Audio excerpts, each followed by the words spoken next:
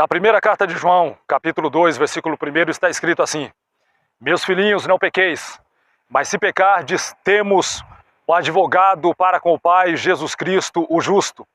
E isto pode fazer algumas pessoas entenderem que, porque temos o advogado junto de Deus Pai, que nós podemos viver uma vida de pecado, uma vida de transgressões, que Ele vai continuar nos perdoando. Mas o texto, é claro, ele não fala esta questão, o texto não diz isto. E nós precisamos analisar muito melhor as palavras do justo advogado desta passagem bíblica. Vem comigo, vamos refletir sobre o assunto.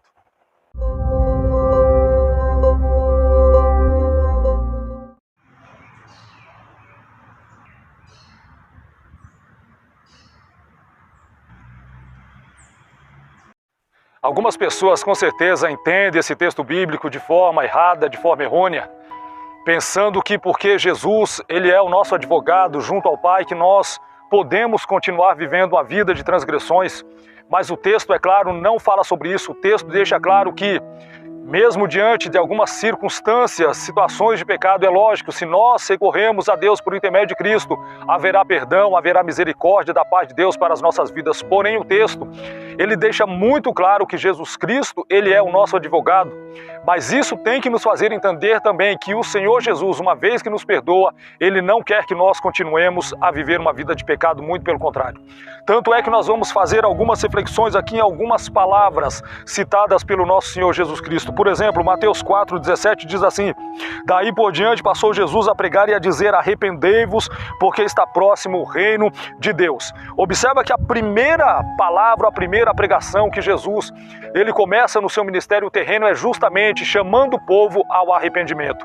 E isto tem que nos fazer entender o seguinte, que mesmo Jesus, ele sendo advogado, ele não quer que nós continuemos uma vida de pecado, pelo contrário, que nós tenhamos sim uma vida de transformação, uma vida de mudança. E isto fala sobre o arrependimento, que é mudança de mente, mudança de atitude, mudança de pensamento, mudança de ações e mudança principalmente do senhorio, que nós saiamos do senhorio das trevas e busquemos agora o senhorio de Cristo, para vivermos uma vida que agrade ao Senhor. Então, quando o Senhor Jesus está chamando as pessoas ao arrependimento, Ele está dizendo: olha, vocês não devem viver na prática do pecado, muito pelo contrário, e isso é o que Jesus, sendo o nosso justo advogado, são as palavras que Ele tem para nos dizer. Lucas, capítulo 5, versos 30 a 32. Os fariseus e seus escribas murmuravam contra os discípulos de Jesus, perguntando: Por que comeis e bebeis com os publicanos e pecadores? Respondeu-lhes Jesus: Os sãos não precisam de médico, e sim os doentes. Não vim chamar justos, e sim pecadores ao arrependimento. Se nós observarmos, a palavra de Deus, ela diz que não existe nenhuma pessoa que por ela mesma possa se justificar diante de Deus. Ou seja, não existe um justo sequer. Então o Senhor Jesus, ele chama todas as pessoas ao arrependimento para que se transformem mediante a palavra de Deus, para que venham dar crédito à voz do Espírito Santo.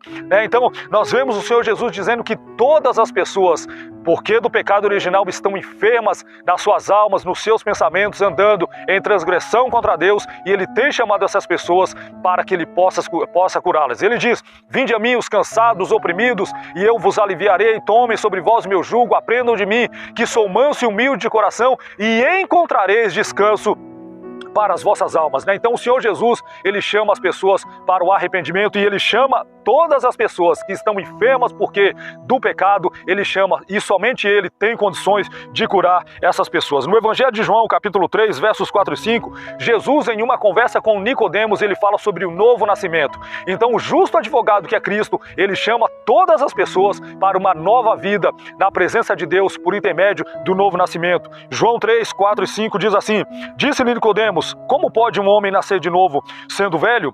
Porventura pode tornar a entrar no ventre de sua mãe e nascer?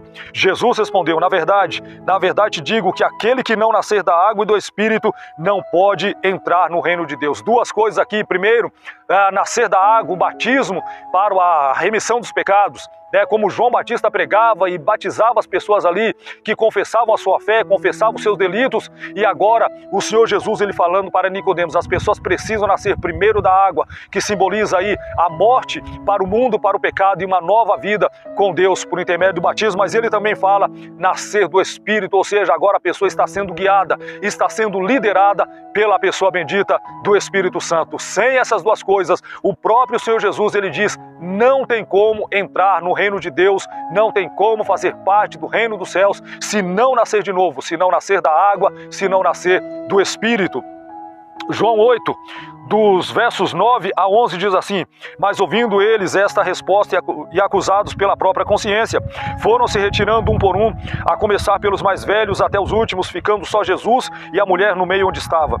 Erguendo-se Jesus e não vendo a ninguém mais além da mulher, perguntou-lhe: mulher, onde estão aqueles teus acusadores? Ninguém te condenou? Respondeu ela: ninguém, Senhor. Então lhe disse Jesus: nem eu tampouco te condeno, vai e não peques mais. Algumas pessoas olham para esse texto de João 8, entendendo que Jesus estava ali dando legalidade para a mulher, que Jesus não condenou a mulher e que a gente não pode estar assim chamando as pessoas ao arrependimento. Muito pelo contrário. O que Jesus veio fazer na sua obra, ele veio em primeira instância salvar. Essa é a primeira instância, a primeira obra de Jesus. Ele mesmo diz: eu não vim condenar ninguém, mas eu vim para salvar. Ele veio dar a sua vida pelos transgressores, pelos pecadores, e nós somos testemunha disso, temos recebido essa graça da parte de Deus. Porém, o Senhor Jesus, ele diz para essa mulher aqui: vai e não peques mais. Na NVI esse texto está assim, o verso 11: ninguém, Senhor, disse ela. Declarou Jesus: eu também não a condeno. Agora vá e abandone sua vida de pecado. São essas as palavras do advogado justo advogado, Jesus Cristo. As palavras que ele diz para esta mulher, ele diz para mim e para você também, para que nós continuemos a nossa caminhada, mas para que nós abandonemos a vida de pecado. Então não há nenhuma legalidade aqui para dizer que Jesus, ele sendo nosso advogado, eu posso continuar uma vida de transgressões e que Deus ele vai estar sempre me perdoando. Muito pelo contrário. Nós não sabemos o dia de amanhã e pode ser que talvez pequemos hoje ou continuemos uma vida de pecado e sejamos pegos pelo juízo de Deus. Então a palavra do justo advogado é: vá e abandone a sua vida de pecado. Apocalipse 3, versos 14 a 16, ao anjo da igreja em Laodiceia escreve: estas coisas diz o Amém, a testemunha fiel e verdadeira, o princípio da criação de Deus. Conheço as tuas obras, que nem és frio nem quente, quem dera fosses frio ou quente. Assim, porque és morno e nem és quente nem frio, estou a ponto de vomitar-te da minha boca. Isso aqui Jesus falando para a sua igreja, Jesus alertando o seu povo que não é para nós vivermos na vida espiritual de forma morna. Muito pelo contrário, o que Jesus quer é os nossos corações aquecidos pela chama do Espírito Santo, aquecidos pela sua palavra, uma vida transformada, porque este povo aqui está vivendo uma vida de mornidão espiritual, nem vai para a direita, nem vai para a esquerda, vive uma vida morna que não agrada ao Senhor Jesus. E é claro, ele deixa claro, uma pessoa que não busca o crescimento espiritual, o desenvolvimento espiritual, ele vai vomitar esta pessoa da sua face, ele vai colocar para longe, né? Ele vai condenar essa pessoa que vive uma vida morna espiritualmente falando, uma pessoa que não toma as devidas condições para buscar cada vez mais a leitura bíblica, uma vida de oração, uma vida muito mais instruída pelo Espírito Santo. E Jesus é muito taxativo para o seu povo, para a sua igreja. Se não tomarmos uma decisão de buscarmos um aquecimento na vida espiritual, é claro, Jesus ele vai nos vomitar, ou seja, ele vai nos rejeitar, ele vai nos renunciar. Nós não temos condições de servir ao Senhor Jesus, servir a obra de Deus com uma vida de mornidão espiritual. E diga-se de passagem, esta igreja aqui era uma igreja a qual Jesus está batendo na porta para entrar. Sabe por quê? Porque colocaram Jesus para fora. Estavam muito ricos, estavam muito mais preocupados com a sua vida terrena, com a sua vida material, com a sua vida financeira, do que com a sua vida espiritual. E Jesus não tem prazer nesse tipo de pessoa. Não estou falando contra as posses, contra os valores, muito pelo contrário. Mas uma pessoa que deixa de buscar o reino de Deus em primeiro lugar e a justiça divina e busca somente as coisas terrenas, é claro, esta pessoa vai ser rejeitada naquele grande dia pelo Senhor Jesus. Ainda Apocalipse 22, do versos 14 ao 16, bem-aventurados aqueles que lavam as suas vestiduras no sangue do Cordeiro, para que tenham direito à árvore da vida e possam entrar na cidade pelas portas. Ficarão de fora os cães e os feiticeiros, e os que se prostituem, e os homicidas, e os idólatras, e qualquer que ame e comete a mentira. Eu, Jesus, enviei o meu anjo para vos testificar estas coisas nas igrejas. Eu sou a raiz e a geração de Davi, a resplandecente estrela da manhã. Mais uma vez aqui o Senhor Jesus chamando as pessoas ao arrependimento, para que as pessoas que estão vivendo a prática pecaminosa abandonem e se lavem no sangue do Cordeiro, lavem as suas vestes para que possam entrar no reino de Deus, na cidade celestial, pelas portas, né? Mas ficarão de fora todos aqueles que não querem ouvir as palavras do justo advogado Jesus Cristo. Então nós precisamos parar e ponderar